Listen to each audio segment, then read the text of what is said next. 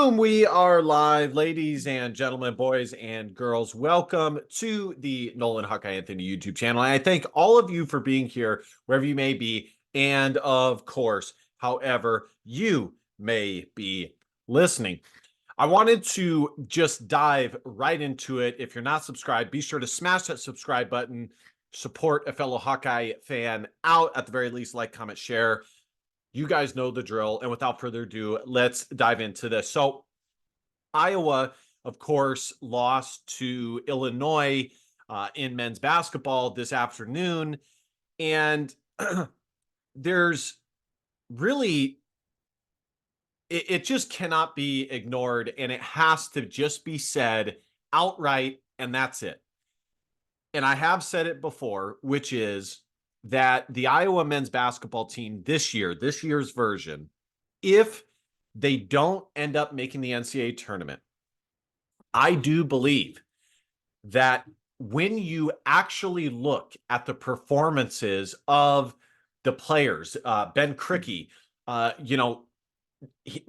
there was hope that he would be productive for the Iowa Hawkeyes, but you never know. I mean, with transfers, you never know for sure what you're going to get.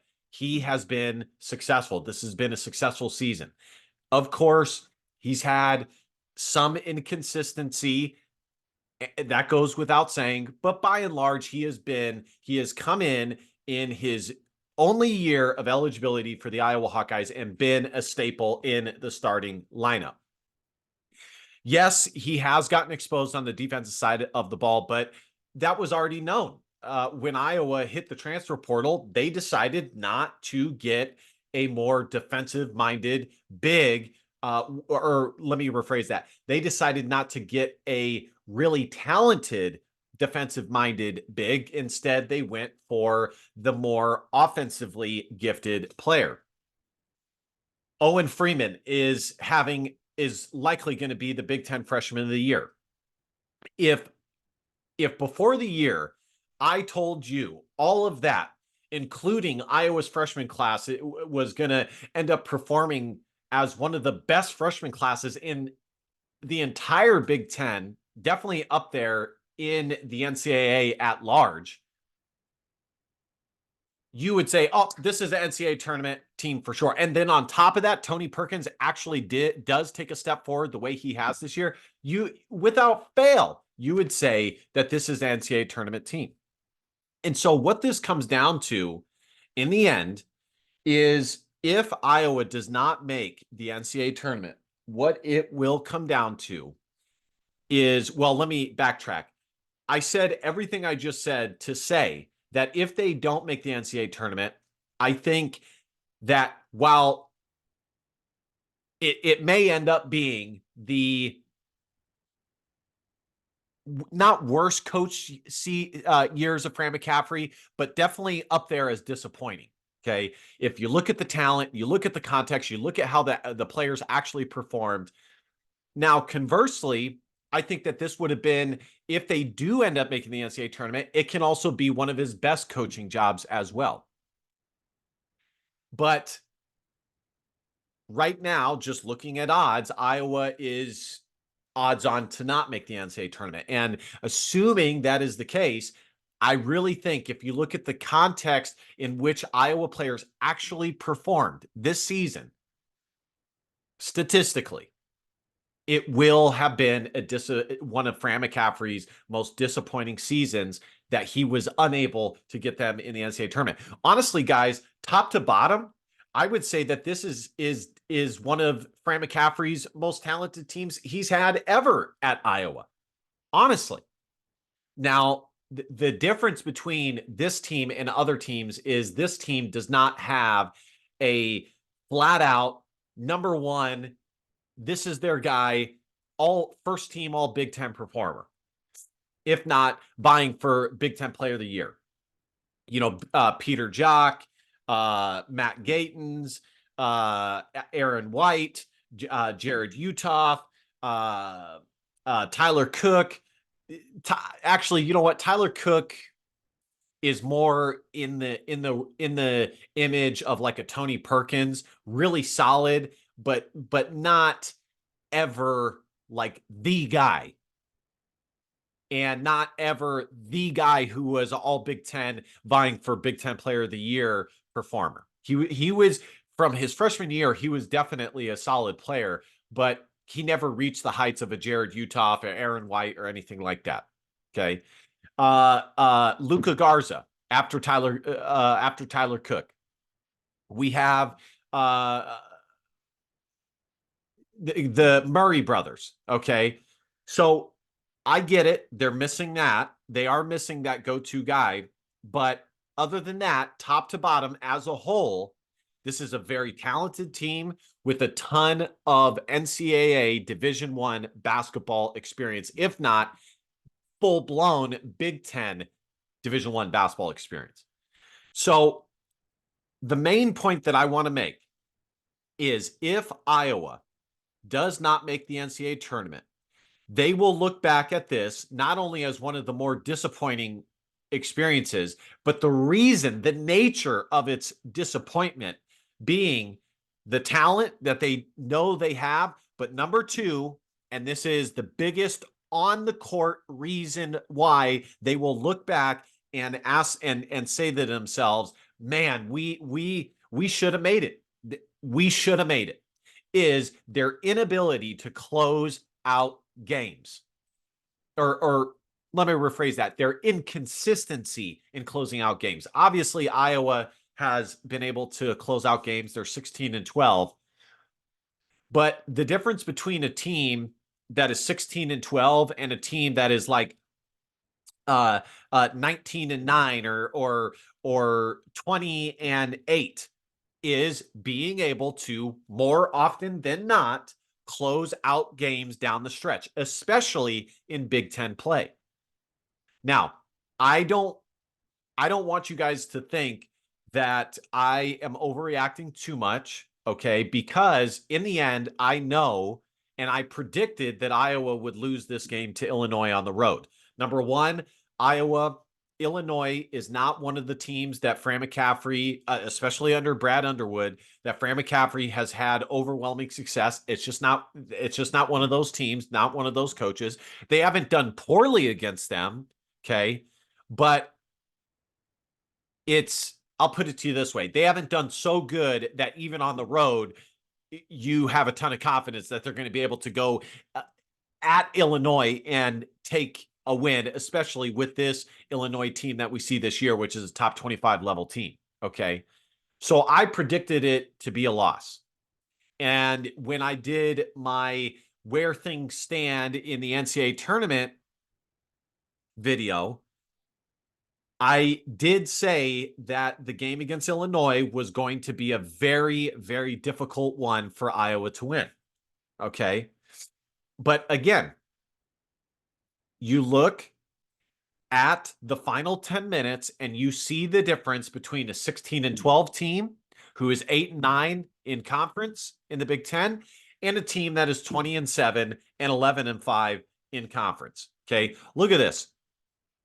Iowa led this game for what I would say over 50% of the game. Iowa led in this game. I would say Iowa led in this game for about 55 to 60% of the game. So Iowa emphatically is going to have to win their remaining 3 games. They can lose one, but if they lose one, they're going to have to, at the very least, make the semifinals of the Big Ten tournament. That is where things stand. And it's just too bad because even though, granted, like I said, I knew and in my gut felt that this was that it was more likely than not that Iowa was going to lose this game. When you take that aside and you just look at this game, Iowa could have stolen this game. But down the stretch, they were unable on both sides to get what they needed done. They were unable to get the stops on the defensive side. They allowed Illinois to get hot. And it is absolutely the most inopportune time to not get stops or allow Illinois to get hot when you're also simultaneously not getting buckets on the other end. When that happens, you can have a 10, 15 point swing in a matter of minutes. Look at this, guys. Look at the black.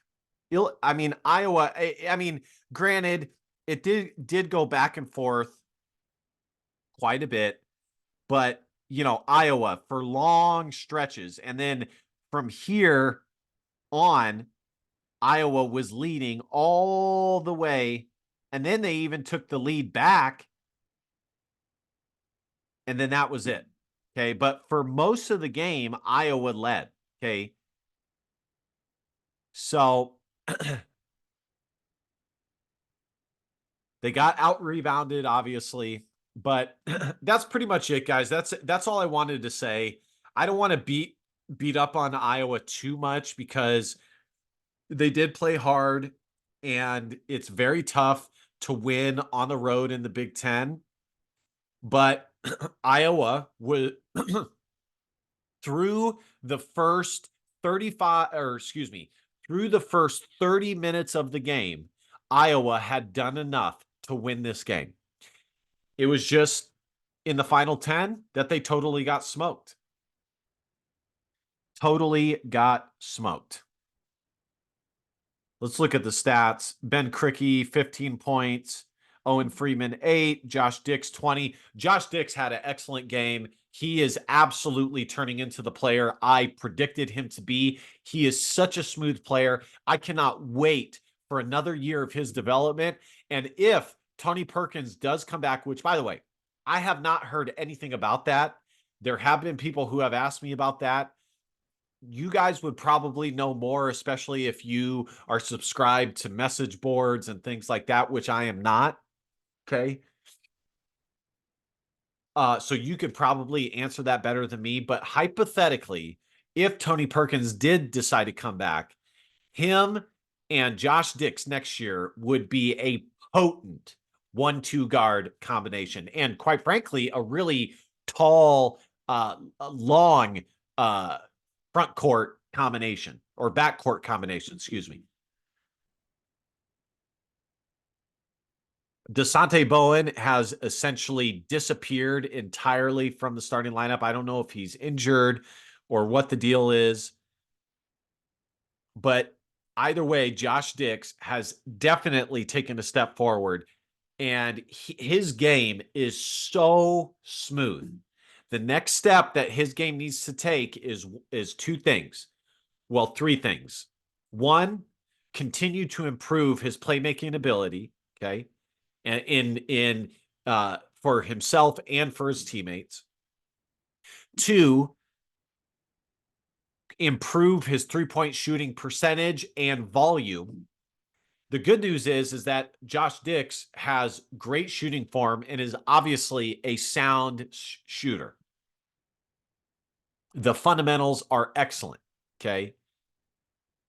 But I would not put him in line with like a Peyton Sandfort or Jordan Bohannon, who day one came in and were just dropping firebombs from 3-point range. Okay, I would not say that that's the case, but his jumper is beautiful. It's a beautiful shot.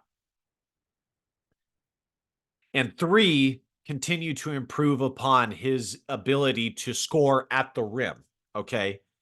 But that mid-range game that he has is beautiful. It's beautiful to watch him. The separation he's able to create.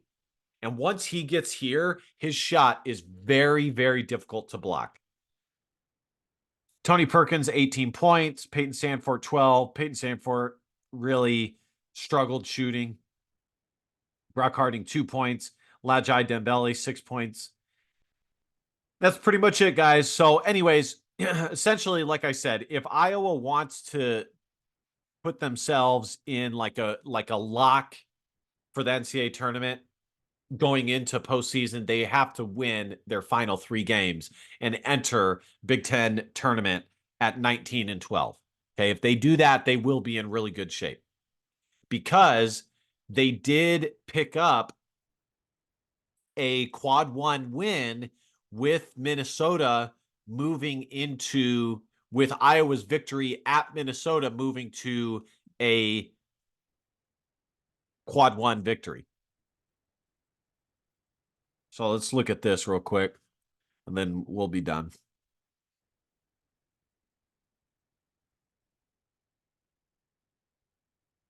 So they're 3-7 in quad one games. Like I said, Minnesota moved into a quad one victory. 5-3 quad two, 2-1 quad three. Unfortunately, Arkansas State. Let me see here. Huh. I don't know where Arkansas State is at. There was, oh, here they are. They're still quad two. So, anyways, guys, that's pretty much it.